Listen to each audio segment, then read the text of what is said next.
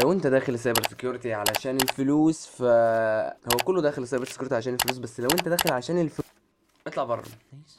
Get out, out, out, out! يعني انا بنصحك من دلوقتي اطلع بره، يعني لا اطلع بره، بره الفيديو، بره الفكرة، اطلع فاهم.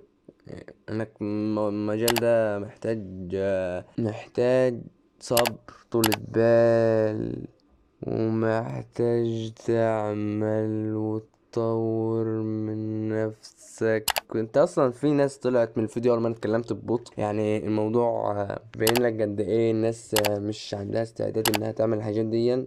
انا هديك 3 اخطاء وعي انك تعملها. اول خطأ، طبعا الخطأ اللي احنا دي يعني حاجة لا، يعني حاجة ما ينفعش، حاجة لا تذكر انك داخل عشان الفلوس، بس اي حاجة تعملها عشان الفلوس انت هتفشل فيها فشل ذريع. اول حاجة تلاقي مبتدئ، انا بالمناسبة مبتدئ، بس تلاقيه داخل علشان هو بس عايز يلبس هودي اسود ويقعد في الأوضة الضلمة ويكتب على الكيبورد. انت مش لازم تتعلم سايبر سكيورتي عشان كده، انت ممكن تطفي النور وتقعد عادي، يعني ماشي، تعيش الاجواء، ماشي، ما توجعش دماغك. تاني حاجه، تلاقي واحد كده داشش كام كورس على بعض يقول لك انا سمعت على اساسيات لينكس، تلاقيه قاعد يتفرج على واحد قاعد يكتب ويشرح الاوامر، يعني يقول لك دبليو دي، ماشي انا كده عرفتها كده. انت لا روح اكتب BWB. انا اول مره اكتب بي دبليو دي كتبتها BWB وقعدت ساعه اعرف فين الغلطه اللي عندي، فلا اكتب.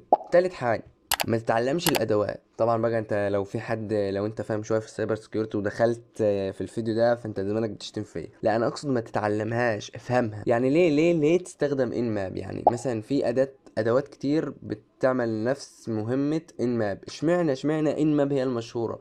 بتقدم ايه غير بقيه الحاجات؟ يعني اشمعنى هي؟ فلازم تبقى فاهم الاداة ليه وبتعمل ايه، يعني هي ازاي بتمشي وتستطلع عن ازاي برضو. يعني هي مش قالك اكتب ان ماب، مش كده، لا لازم تفهم هي ليه وازاي وبتقول ايه.